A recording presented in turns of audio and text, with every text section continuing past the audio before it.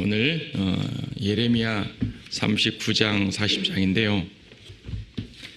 드디어 예루살렘이 멸망을 합니다. 함락이 됩니다.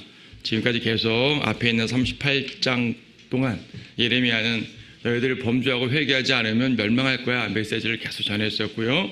어느 순간에 이르자 이제는 회개해도 안 돼 라고 이제 그 잔이 다 찼으니까 그런 얘기를 계속 했었죠. 그리고 앞에서 우리가 본 것은 시드기야 왕 때 어땠다, 여호야킴 왕 때 어땠다. 특히 시드기야 왕 때는 멸망의 직전이니까 그런 상황들을 38장까지 계속 그 말을 했습니다. 막판에는 예레미야가 감옥에 갇히기도 하고. 근데 이제 39장에 드디어 그 모든 예언들이 성취되는 시간이 39장이에요. 드디어 함락이 됩니다. 자, 보죠. 유다의 시드기야 왕 제9년 10째 달에 바빌론의 느부갓네살 왕과 그의 모든 군대가 예루살렘을 치러 와서 성읍을 포위하였더니 시드기야 제11년 넷째 달 그 달 9일에 그 성읍이 뚫렸더라. 그러므로 바벨론 왕의 모든 고관들이 들어와서 가운데 문에 앉았으니 곧 네르갈사라셀과 삼갈레보와 살스킴과 랍사리스와 네르갈사레셀과 람막과 바벨론 왕의 고관 중에 모든 잔류자들이더라. 유다 왕 시드기야와 모든 전사가 그들을 보고 도망하여 밤에 왕의 동산길을 따라 두담 사이의 문을 통하여 성읍을 빠져나왔는데 그가 평지길로 갔더라. 그러나 칼데인들의 군대가 그들을 쫓아 여리코 평지에서 시드기야를 따라 잡았으니 그들이 그를 잡아서 하맛 땅에 있는 리블라로 바벨론의 느부갓네살 왕에게 데려오니 바벨론 왕이 그에게 판결을 내리더라. 자, 멸망을 합니다. 드디어 멸망하는 39장이죠. 1절 2절을 보게 되면은 시드기야 왕 제9년에 포위를 시작했고 제11년에 뚫렸다 그랬습니다. 그러니까 이제 1년 반 정도 이제 전쟁을 치르고 뚫린 거예요. 멸망한 거예요. 악인이 멸망합니다. 그러니까 이 사람들은 멸망에 대한 예언이 성취됐는데요. 우리가 가끔 그러잖아요. 우리가 미래를 알면은 이런 어려움을 당하지 않을 텐데, 여러분 이런 말 종종 하죠. 사람이 5분 후의 일만 알게 된다면 역사가 바뀌었을 것이다. 이런 말도 종종 합니다. 왜 하나님께서 우리에게 미래를 알도록 허락하지 않으시는 줄 아세요? 알아도 어차피 안 되기 때문이에요. 하나님께서 알려주셨거든요. 하나님께서 수없이 알려주셨잖아요. 범죄하면 멸망한다. 이들이 모르는 게 아니죠. 미래를 몰라서 당한 것이 아니라 경고를 무시했기 때문에 당한 것입니다. 하나님의 말씀을 무시했기 때문에 당한 것입니다. 예언을 무시했기 때문에. 지금도 하나님의 예언이 살아서 막 역사가 되고 성취가 되고 있단 말입니다. 우리가 잘 몰라서 그러지요. 하나님의 말씀을 굳게 신뢰하게 되면 주님께서 어떻게 역사하시는지 우리가 마지막 때를 살면서 주님 오실 때 가까웠구나. 우리가 모르겠어요? 그날과 그 시간 날짜 구체적으로 몰라도 주님께서 오시면 가까웠다는 걸 알 수 있잖아요. 근데 우리는 그에 맞춰 살고 있나 이거죠. 우리는 분명 성경을 통해서 구원받은 사람은 휴거되고 그리스도의 심판석 가서 멸류관들을 받고 누구는 받고 누구는 못 받고 누구는 쌓고 누구는 잃어버리고 다 안단 말이에요. 여러분 이 정도 교리 다 알잖아요. 아는데 우린 그렇게 못 산다고요. 그렇죠? 물론 그렇게 사시는 분이 많이 있겠지만 가끔 육신적이 되면 그렇게 못 살 때가 있으니까. 그러니까 이것이 몰라서 안 하는 게 아니란 말이죠. 중요한 건 하나님 말씀에 순종하느냐 불순종하느냐 이것이 핵심이란 말입니다. 믿지 않는 세상 사람들은 더욱더 그렇죠. 이 수많은 사람들 중에서 물론 복음을 한 번도 제대로 듣지 않은 사람들이 많이 있지만 복음을 듣고도 거절하는 사람 많잖아요. 왜 거절하는 거예요? 몰라서가 아니라 거절하기 때문에 멸망을 하는 겁니다. 자, 이제 이 4절 5절 보게 되면 도망치죠.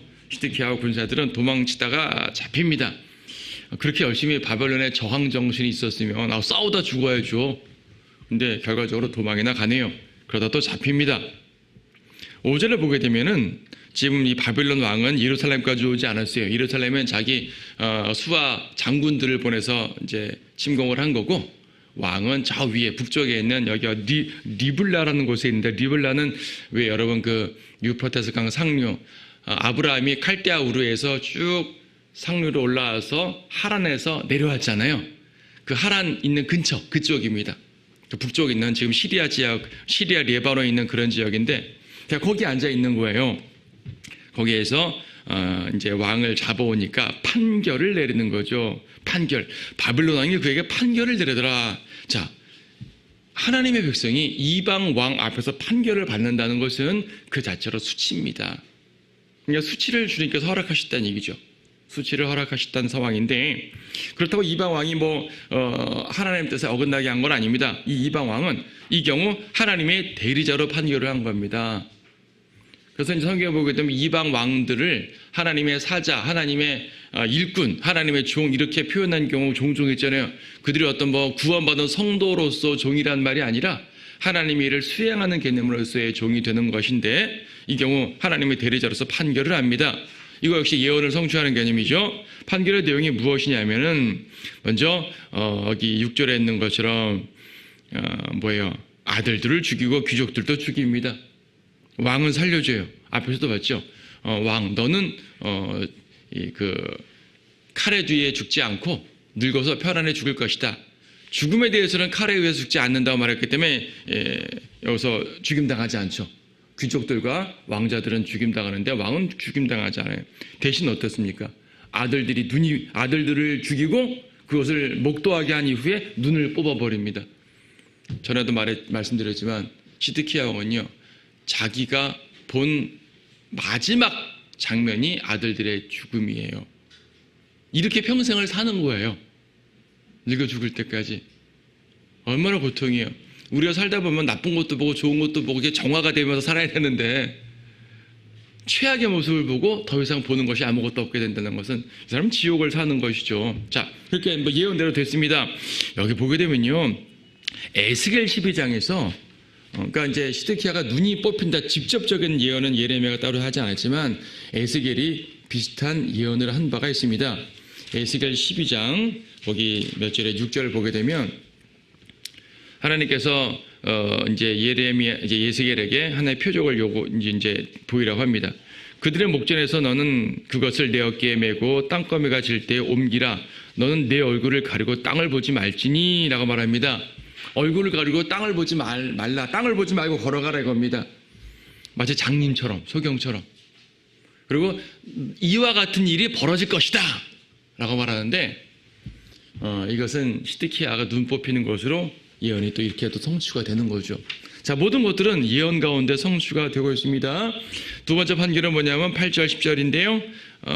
이제 백성들을 집을 불사르고 예루살렘 성벽 헐고 백성들을 끌고 가죠. 그러니까 왕에 대해서 판결, 예루살렘 성 자체에 대해서 판결. 예루살렘 성을 다 부숴버리게 한 겁니다. 성벽을 부숴버리고. 안 그러면 거기서 또 세력을 형성하니까 그렇게 되는 거죠.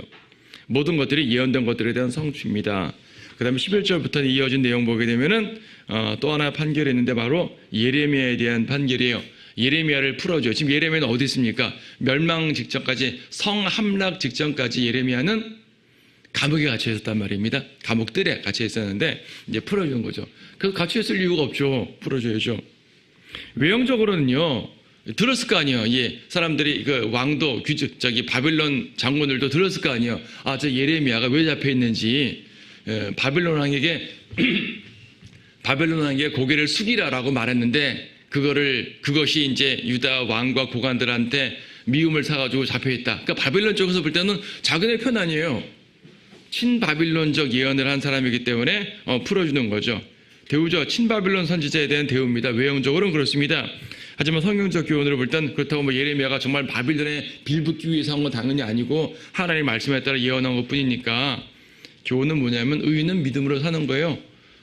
세상은 멸망해도 하나님께서 그 의인들은, 그분의 성도들은 보호하신다는 말씀. 그래서 이제 예레미야는 풀어준다는 모습이 나오는 거죠. 자, 그 상황을 좀 봅니다. 또 뭐가 있냐면 15절에서 어떤 일이 벌어졌냐면 에벤멜렉이라는 사람이 나오죠. 이거는 38장 7절에서 예레미야가 2차로 지하 감옥에 들어갔을 때 왕궁에 있는 내시들 중에 한 사람인 에디오피아인 에벤멜렉이라는 사람이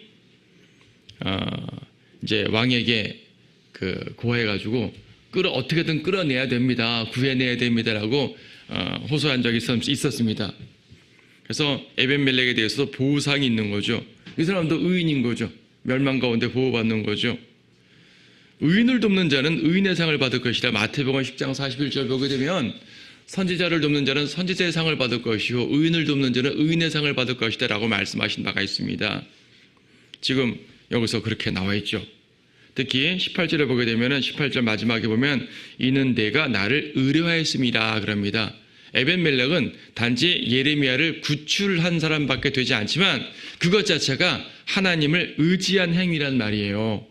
왜냐하면 모든 귀족들이 예레미야를 죽이려고 하는데 그 가운데서 용기 있게 왕에게 예레미야 죽이면 안 됩니다. 저대로 놔두면 죽습니다. 저 사람 하나님은 선지자인데 저렇게 놔두면 큰일 납니다. 구출해야 됩니다. 이런 말을 했을 거 아니겠어요. 그는 의인이에요. 하나님을 의뢰한다. 의뢰한다는 말은 신뢰한다는 말인데 신뢰한다는 말은 다시 말해 믿음이라는 말이잖아요. 그래서 구약에는 faith, 믿음이라는 단어가 거의 나오지 않아요. 딱 두 군데밖에 안 나오죠. 대신 시편이라든지 수많은 내용들에서 하나님을 의지한다, 의뢰한다 이런 표현들이 상당히 많이 나옵니다. 여기 몇 구절 적어놨는데 보시겠어요? 이사야 12장 2절 말씀 보시게 되면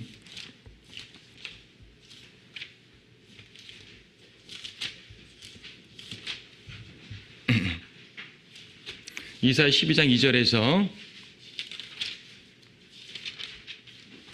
보라 하나님 나의 구원이시니 내가 의뢰하고 두려워하지 않으리라. 의뢰한다죠. 의뢰한다고. 그렇죠.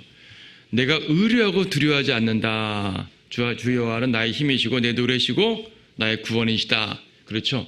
하나님을 의뢰하는 자는 두려워할 이유가 없게 됩니다. 거기다 시편 18편 30절 말씀. 시편 18편 30절 말씀에도 하나님으로 말하면 그의 길은 완전하고 주의 말씀은 단련되었으며 그는 자기를 의뢰하는 모든 자들에게 방패가 되시는도다. 하나님을 의뢰한다. 트러스트 하나님을 신뢰한다. 하나님을 믿는 자란 말이에요. 굳게 의지하고 믿는 것을 말하는 겁니다. 그런 자들에게 방패가 되신다고 말하는 거죠. 그 모습 중에 한 명이 바로 여기 에벤멜렉이라는 사람이에요. 근데 에벤멜렉은요 에티오피아인이라고 이방인입니다. 이방인이 지금 왕궁에서 신하가 되었어요. 그러니까 이제 잡혀왔다가 신하가 되는 그런 경우가 많잖아요. 옛날에는 뭐 어떤 사연이 있는지 그건 모르겠어요. 어쨌든 이방인으로서 유대인을 돕는 거예요. 이방인으로서 유대인을 돕는 모습에 대해서 마태복음 25장에서는 양에 속한 사람이라고 취급을 받게 되죠. 양과 염소 중에서 양에 속한 사람이 되는 마태복음 25장에서의 직접적인 묘사는 유대인을 돕는 이방인들을 말합니다. 유대인을 도와요. 유대인을 돕는다는 말할 때 한번 말씀드렸죠. 그냥 유대인 돕는 게 아니라요. 고난받는 유대인을 돕는 것이 양이 되는 거예요. 교만한 유대인 편드는 게 양이 되는 것이 아니에요. 무슨 말씀인지 아시죠? 교만한 유대인, 그냥 이스라엘 편들려니까 교만하고 악을 행하는 모습을 같이 동조하는 것이 아니라 그들이 고난당할 때 그들을 돌봐주고 보호해주는 것은 하나님께서 커다란 자비로 갚아주신다는 얘기죠. 지금 대환란 때의 모습을 이제 예표적으로 보여주고 있습니다. 하기야 예루살렘 멸망 자체가 구약에서는 대환란의 예표로 등장하는 예언들입니다. 예표적으로 지금 그런 말들 잘 성취되고 있는 거죠. 자, 우리도 영적으로는 주님을 의뢰해야 된다는 것을 깊이 깨달으시기 바랍니다. 자, 40장은요. 멸망한 이 유다를 어떻게 통치하는지를 보게 되는데 봅시다. 예루살렘과 유다로부터 바빌론으로 사로잡혀가는 모든 사람 가운데 예레미야도 사슬에 묶여 끌려가다가 경호대장 느부사라단이 라마에서 예레미야를 풀어준 후 말씀을 주로부터 예레미야에게 임하였더라. 그러므로 경호대장이 예레미야를 데려다가 그에게 말하기를 주 너의 하나님께서 이 재앙을 이곳에 선포하셨느니라. 주께서는 그가 말씀하신 대로 실행하셨으니 이는 너희가 주를 거역하여 죄를 지었고 그의 음성에 복종하지 아니하였음이라. 그러므로 이 일이 너희에게 임한 것이니라. 이제 보라, 내가 오늘 내 손에 있는 사슬에서 너를 풀어주노라. 만일 나와 함께 바빌론으로 가는 것을 좋게 여기거든 오라. 그리하면 내가 너를 잘 돌보아 주리라. 그러나 만일 내가 나와 함께 바빌론으로 가는 것을 나쁘게 여기거든 그만두라. 보라, 온 땅이 내 앞에 있나니 어디로 가든지 내가 좋게 여기고 편리하게 여기는 대로 가라 하더라. 그때 예레미야까지 돌아가지 아니하였는데 그가 말하기를 너는 바빌론 왕이 유다 성읍들을 다스릴 총독으로 삼으신 사판의 손자요 아히캄의 아들인 그달랴에게로 들어가서 그와 함께 백성 가운데 거하거나 어디든지 내가 가기에 편하다고 여기는 곳으로 가라 하고 그 경호대장이 식량과 선물을 그에게 주며 보내더라. 예레미야가 미스파의 아이캄의 아들 그달랴에게로 가서 그 땅에 남아있는 백성들 가운데서 그와 함께 거하니라. 자, 그달랴라는 사람이 나옵니다. 그달랴라는 사람은 우리가 좀 이렇게 익숙하게 이름을 알고 있는 게 좋겠어요. 총독 그달랴 아래에서의 유다 땅의 모습을 보여주는데요. 그달랴는 삽판의 손자라고 되어 있습니다. 39장 14절에서도 삽판의 손자요 아이캄의 아들이다. 여기 4절 5절에도 삽판의 손자요 아이캄의 아들인 그달랴. 삽판은 서기관으로 나와 있습니다. 서기관 삽판이에요. 우리가 앞에서도 한번 말했지만 삽판이라는 사람은 좋은 서기관이에요. 삽판은 성전에서 그러니까 그 요시야 왕 때 성전을 수리하다 보니까 성전 구석에 율법상권이 있었단 말입니다. 그러니까 오랫동안 방치된 율법서예요. 유다 사람들이 성전에서 경배를 드렸지만 오랫동안 방치된 율법서가 있었는데 역사학자들은 그것이 신명기의 일부라고 보통 얘기를 합니다. 어쨌든 율법서를 발견해가지고 율법서를 읽은 사람이, 그러니까 발견은 딴 사람이 했지만 이것을 왕 앞에서 읽은 사람이 삽판이에요. 삽판의 아들 아이캄은 어떤 사람이냐? 앞에 예레미야 26장 24절 보게 되면 군중들에 의해서 예레미야가 죽임을 당할 뻔했을 때, 그러니까 성전 뜰에서 멸망을 선고하니까 군중들이 잡아서 죽이려고 그랬거든요.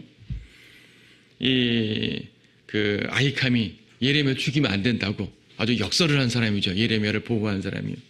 그 의로운 가문이에요. 보니까 아버지 아들 모두가. 그 손자도 그달랴도 괜찮은 사람이네요. 그래서 이제 바벨론 왕이 총독으로 삼아요. 총독으로 삼아서 바로 앞에 38절에 파수리 아들 그달랴라는 사람 나오는 그 다른 사람이에요. 아버지가 다르잖아요. 파수리 아들 그달랴 이 사람은 다른 인물이고 안 좋은 인물입니다. 파수는 예레미야를 감금했던 사람으로서 안 좋은 이 사람인데 여기 말하는 그달랴의 아버지는 예레미야를 보호한 사람이에요. 자, 이렇게 그 예레미야 편에서는 예레미야 쪽에서는 이 사람한테 가는 게 여러모로 유익하겠죠. 나를 보호하는 사람이니까 해가 되지도 않고. 물론 예레미야가 일평생 하나님을 의지하여서 악인들 앞에서도 죽음을 각오하고 예언하긴 했지만 말입니다.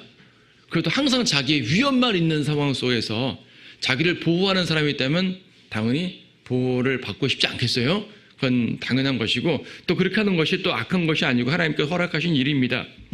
지금 1절에서 예레미야가 사로잡혀 갔다 그러는데 38장에서 예레미야를 풀어줬다 그랬잖아요. 무슨 말인가니 처음에는 예레미야도 감금돼서 가히 사로잡혀가는 무리에 포함되어 있었던 거죠. 하지만 풀어준 거예요. 결과적으로 풀어준 거죠. 풀어줄 때 보니까 그렇습니다. 지금 1절 뒷부분에 보니까요. 말씀이 주로부터 예레미야에게 임하였더라 그랬어요.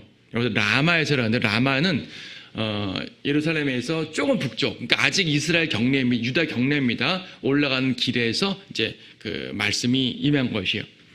말씀이 임해서 무엇인가를 말했겠죠.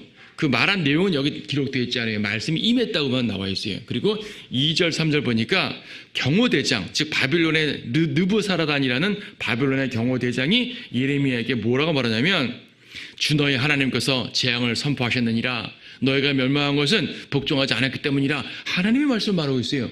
이방인이 하나님의 말씀을 말하고 있다는 얘기죠, 지금. 그러니까 우리가 이제 이사야라든지 종종 가끔 이제 이방인 침공할 때 그들이 그런 말 하는 걸 종종 보게 되거든요.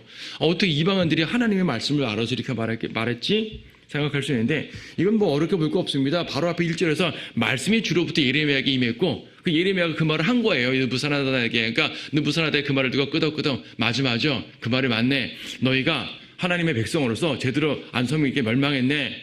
다시 말해 우리가 너희 침공한 거는 하나님 허락하신 일이니까 우리는 정당한 거야. 이방인으로서는 그렇게까지 생각하는 겁니다. 사실 정당한 건 아니죠. 하나님께서 허락하셨다 하더라도 예루살렘을 침공한 이방인은 별도로 주님을 치실 것입니다. 하지만 이방인으로서는 그것을 자기네에 합리화시키는 거죠.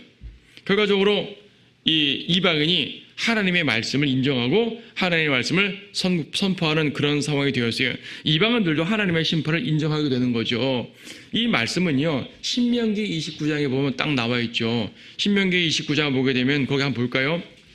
29장 24절 말씀 보시게 되면 신명기 28장에서 엄청난 저주를 꽤 많이 했었습니다. 많이 했었는데 여기 29장 24절에서는 뭐라고 되어 있냐면 모든 민족들까지도 말하기를 어찌하여 주께서 이 땅에 그렇게 행하셨느냐 이처럼 큰 분노의 열기는 무엇을 의미하느냐 하면 그때 사람들이 말하기를 그들이 자기 조상의 주 하나님의 언약 곧 그분께서 그들을 이집트 땅에서 불러내실 때 그분께서 그들과 더불어 세우셨던 것을 버리고 그들이 가서 자기들이 알지도 못하고 그분께서 그들에게 주시지도 아니한 다른 신들을 섬기고 그들을 경배했기에 주의 진노가 이 땅에서 일어나서 이 책에 기록된 모든 저주를 그 위에 가져오셨으며 라고 이방인들도 반응을 하게 된단 말입니다. 이 예언이 성취된 거죠. 그렇잖아요. 여호수아가 카나안을 진군해 왔을 때 말입니다. 이방인들은 들었어요. 소문을 들었다고요. 아, 저 민족 어떤 민족인가? 이집트에서 나왔는데 이집트에서 나올 때 엄청난 재앙으로 이집트를 치고 나왔더라. 저건 저들의 신이 한 일이다.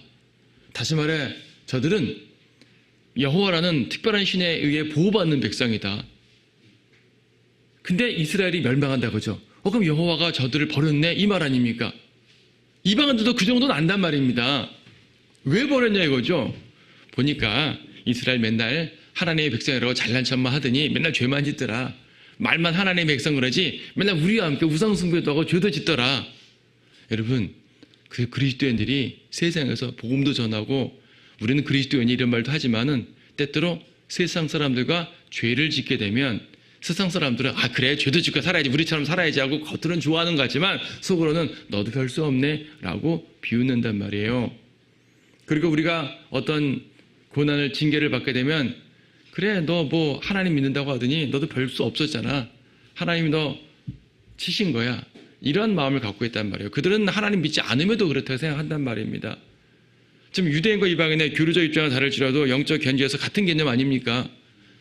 우리가 하나님의 백성으로서 세상과 더불어 세상처럼 살게 되면 처음엔 그들이 좋아할지 모르지만 사실 그것은 비웃음 당하는 일입니다. 세상의 미움을 받을지언정 그리스도의 의를 행하는 것이 옳습니다. 이스라엘이 하나님의 의를 행했으면 세상의 미움을 받았을지언정 굳건하게 설 수 있는 것인데 그렇지 못했기 때문에 비웃음 가운데 멸망을 당하게 되는 거죠. 자, 우리에게 커다란 교훈이 되어야 될 것입니다.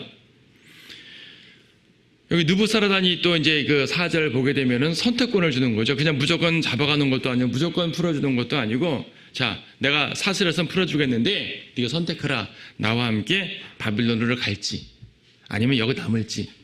만약 네가 바빌론으로 온다면 나는 너를 포로로 대우할 게 아니라 너를 잘 대우할 거야. 잘 돌봐주리라. 마치 다니엘이 바빌론의 포로로 잡혀갔지만 거기서 이제 지위를 얻었잖아요. 그렇죠? 그리고 자기 나라에게 좋은 예언, 선대한 사람인데 왜 함부로 그러겠어요? 오히려 도와주죠. 어쨌든 예레미야가 바빌론 편에서는 친바빌론 선지자로 인정이 되어 있는 거예요. 그래서 그들은 외형적으로는 그런 대우를 한 거죠. 자, 근데요.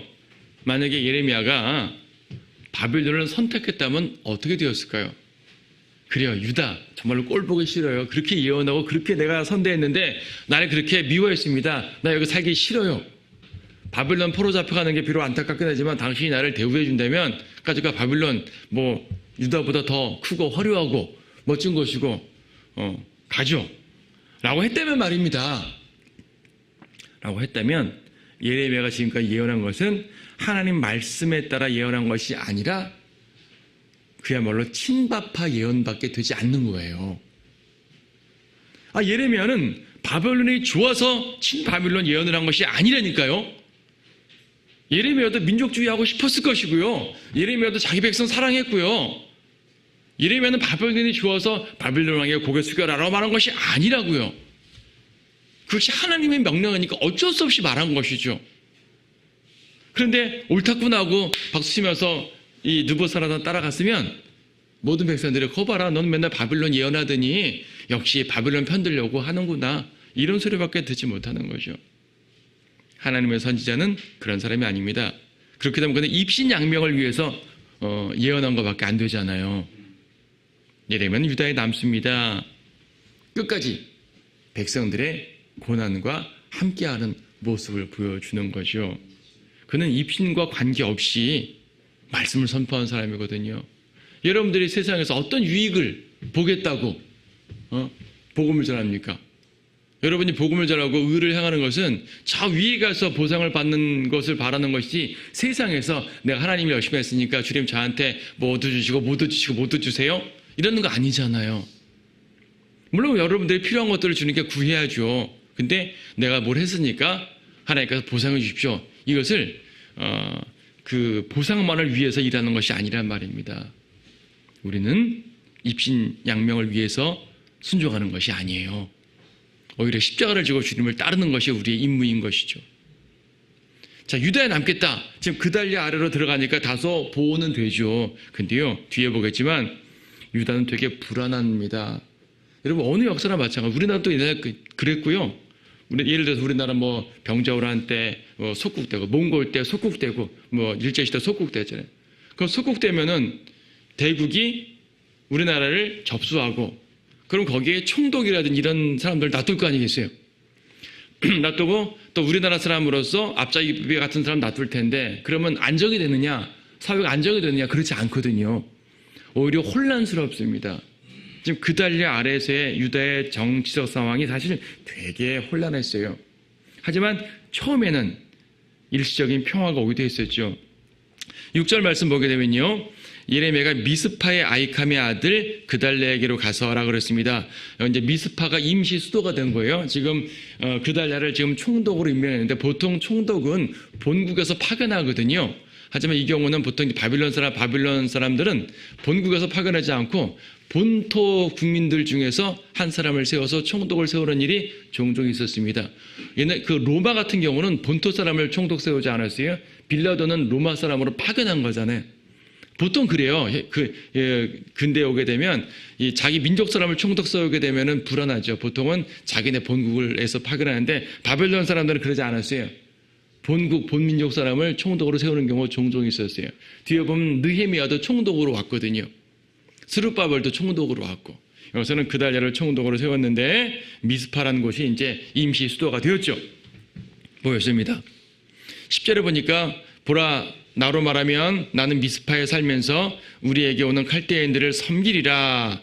그러나 너희는 포도주와 여름과일과 기름을 모아 그릇에 담고 너희가 취한 너의 성읍들을 가라. 그달랴의 말이에요. 그달랴가 이제 9절 10절에 보게 되면은 다 오라, 모이라, 이곳으로 모이라. 이제 바빌론이 우리한테 비록 사로잡아갔지만 이제는 안정됐고 여기에 모이게 되면은 우리가 바빌론 사람을 잘 섬기기만 하면 우리는 평화롭게 살 수 있을 거야. 이러는 거죠. 그래서 실제로 사람들이 모여들었어요. 7절 8절을 보게 되면 흩어졌던 군사들이 모여들었고요. 8절 이스마엘이라는 사람, 요하난이라는 사람, 요나단이라는 사람, 스라야라는 사람, 뭐 하여튼 여러 사람들이 모여들었어요. 그리고 11절 15절을 보게 되면은 흩어졌던 모압과 암몬 가운데 흩어져 있던 도망가 있던 유다의 잔류자들도 돌아왔어요. 군사들도 돌아오고 잔류자들도 돌아오고 어느 정도 안정된 세력이 있어가지고요. 그달랴는 바빌론이 침공만 더 이상 안 하게 되면 평화롭게 살 수 있잖아요. 그래서 이제 농사 짓고 제대로 포도주, 여름과일, 기름 모으고 그래서 담고 거하라. 그렇게 했단 말입니다. 12절 끝에 보니까 아주 많이 모았더라. 일시적 평화가 온 거예요. 이게 오래 갔으면 얼마나 좋겠습니까? 오래 가면 얼마나 좋겠습니까만은 꼭 그렇지 않았습니다. 9절에서 말하죠. 너희는 바빌론을 칼데인들을 섬기기를 두려워 말라. 이거는 친바빌론파가 되라는 말이 아니라 하나님의 심판을 그대로 인정하고 받아들이라는 말이에요. 이건 앞에서 예레미야가 한 말 그대로입니다. 예레미야가 시드기야에게 그랬잖아요. 바벨론에 저항하지 말고 고개를 숙여라. 바벨론을 섬겨라. 그러면 산다. 그달랴는 예레미야 편이었거든요. 예레미야 편이었으니까 예레미야 말 그대로 하는 거죠. 민족주의자들이 볼 때는 아니 친일파가 되는 말이야? 라는 말로 들릴 거예요. 우리나라 개념으로 연결식을 생각하면. 근데 이거는 하나님의 심판이니까 받아들여야 되는 겁니다. 그래서 이 사람은 지혜롭게 행해가지고 백성들의 삶을 안정시킨 아주 좋은 지도자가 됐죠. 근데 갈등이 생기네요. 13절 보니까 카레의 아들 요하난과 들에 있는 군대와 모든 대장들이 미스파에 있는 그달랴에게 와서 그에게 말하기를 암몬인들의 왕 바알리스가 너를 죽이려고 느다냐의 아들 이스마엘을 보낸 것을 내가 확실히 아느냐. 그러니까 요하난이라는 사람이 군대 대장 중에 한 명인데, 그러니까 군사 중에 한 명인데 와가지고 지금 당신에게 온 사람 중에 이스마엘이라는 사람이 있습니다. 그 이스마엘이 어떤 사람이냐면요, 암몬 왕이 당신을 암살하려고 보낸 사람입니다. 정보를 줘요. 그리고 내가 그 사람 죽일 테니까 허락하시오. 쥐도새도 모르게 죽여버리겠습니다. 그러면 이 안정이 계속 갈 겁니다. 이렇게 이제 조언을 하는 겁니다. 요하난이 이스마엘의 음모를 감지한 거죠. 이스마엘은 첩자다. 이거 첩자. 암몬 왕이 보낸 첩자다. 그러니까 아닌 게 아니라 실제로 맞아요. 뒤에 41장 다음 주에 보겠지만 41장을 보게 되면 이 이스마엘이 실제로 그달리를 죽입니다. 죽이고 암몬으로 도망가요. 그러니까 암몬 왕에게 사주받은 게 맞아요. 그러니까 암몬 왕도 역시 바빌론 왕에게 멸망당한 왕이거든요. 지금 바빌론은 유다만 푹 집어서 표적 침공한 게 아닙니다. 바빌론 주변 지역들을 다 쑥대밭으로 만들었어요. 암몬, 모압에도 전부 다 바빌론 안으로 들어갔어요. 그러니까 암몬도 세력을 잃었을 거 아니겠어요. 이때 가만 보자. 이 같은 멸망한 민족들이지만 내가 세력을 좀 잡아야겠어.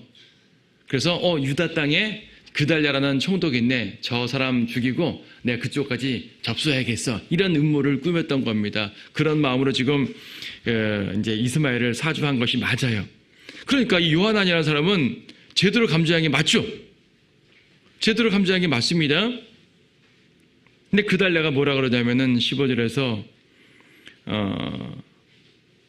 16절에서 너는 이 일을 행하지 말지니 이는 내가 이스마엘에 관하여 거짓되이 말하였음이라. 믿지 않는 거죠. 믿지 않고 이스마엘을 죽이지 않습니다. 자, 보세요. 그달랴가 잘한 것과 잘못한 것이 뭘까요? 드러나지 않은 죄를 처벌하지 않은 건 잘한 겁니다. 지금 요하난이 이스마엘의 음모를 감지하고 총독에게 고했잖아요. 여러분이 그달랴라면 어떻게 되겠어요? 그래? 죽여버려! 이럴 수도 있지만 사실 이건 음모일 수도 있고 사실일 수도 있잖아요. 확인을 해야죠. 그리고 확인해가지고 저 이스마엘이 나쁜 놈이 하면은 정식 재판으로 해서 감금하든지 감옥 보든지 죽이든지 해야지 암살하러 지시하는 것도 옳지 않죠. 그러니까 이 그달랴는 선한 사람이에요.